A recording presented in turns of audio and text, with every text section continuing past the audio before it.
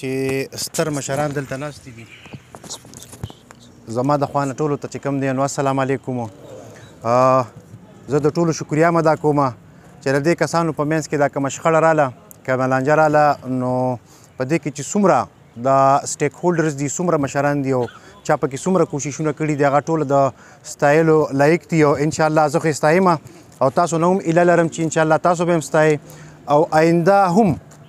که داسې قسمه څه مسایل راځي داسې د جنګ جګړې مسایل راځي دا لازمن راځي بارګین کې هم راځي بازار کې هم راځي کور کې هم راځي چمګاونډ کې هم راځي هر یو څیز پولیس ته پرېښودل نه دي پکاره د پولیس طریقې کار د حل کېدو هغه مختلف وي د جرګې د طریقې کار نه جرګه د ټولو نه چې کوم دی په دې وخت کې افضل څیز دی او چا چې د جرګې خبره منلې ده هغه په عزت کې پاتې شوی دی که یو سړي نه 10 مرګ هم شوي دي او هغه جرګې هغه 10 مرګه بخیلی دی او هغه سړي خبره منلې ده نو هغه عمر له په عزت کې پاتې شوی دی او چا چې د جرګې احترام نه دی کړی هغه عمر له چې کوم دی د بې عزتۍ سره مخ د جرګې احترام زموږ د سپریم کورټ جج هم کوي زموږ د ملک صدر هم کوي مونږ هم کوو او تاسو هم ټول کوئ ریاست چې کوم دی تاسو به اورېدلي د ریاست زړه نه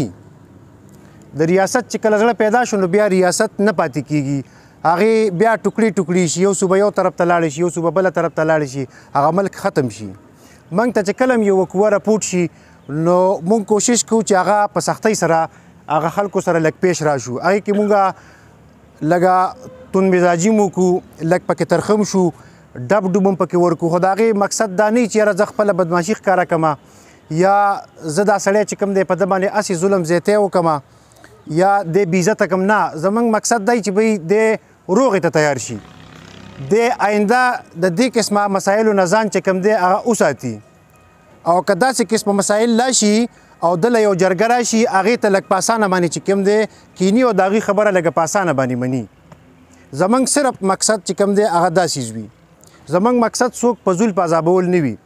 ګوره په معمولي خبره باندې چې کوم دی مرګ وشي خانداني خلک مرګ نه کوي دا یاد ساتئ چې کوم خانداني خلک دي عزت لري هغه ته که ته یو 2-3 خبرې هم وکړې هغه سر ښکته کړي یو خو هغې چې یو سړي نه توره بدنامه وشي نو هغې کې بیا څوک په هغې باندې کمپرومایز نه کوي خو چې کوم عزتمن خلک وي نو هغې 2-3 خبرې برداشت کوي او چې کوم بې عزته خلک وي هغسې هم بې عزته نو په هغې کې معمولي 324 وشي 302 وشي نو بیا ما دا ځان سره له 20 لونډان اخیستي نو د کور په منځ کې د هغه په زنانو کې تاوم راتاوم هغه د ده عزت نه بیا هغه خپل عزت نه ګڼي هغه زنانه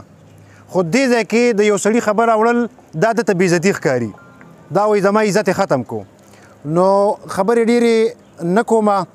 زموږ د عالم صاحب ډېرې خوږې خبرې وکړې تاسو له د احادیثو نه هم حوالې درکړلې تاسو له د دې چې کوم موجوده ژوند دی کوم موجوده مسایل دي د هغې نه هم حوالې درکړلې نو انشاءالله په مستقبل کې خو به که داسې قسمه مسایل به لازمن راځي کوم ځای کې چې انسانان اوسیږي هلته به دا قسمه مسایل لازمن راځي خو انشاءالله زه د داسې مشران دا کوم چې اوس دا مسله حل کړله زه بیا هم دا تمه لرم انشاءالله که الله پاک دې نه راولي که بیا هم داسې مسله راځي نو انشاءالله دا خلک به حل کوي او تاسو ټولو ته زما طرف نه خواست دی که ستاسو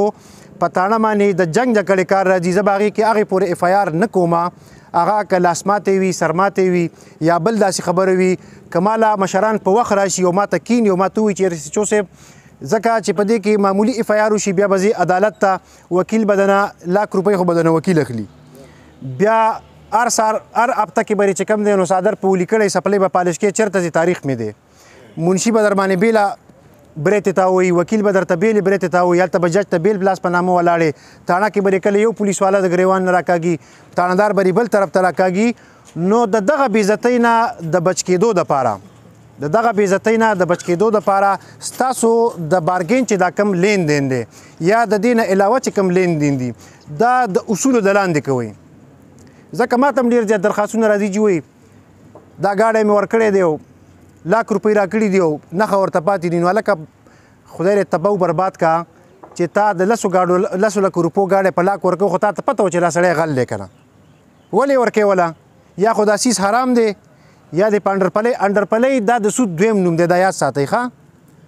دا د انګلیش لفظ دی دا انډرپلی ده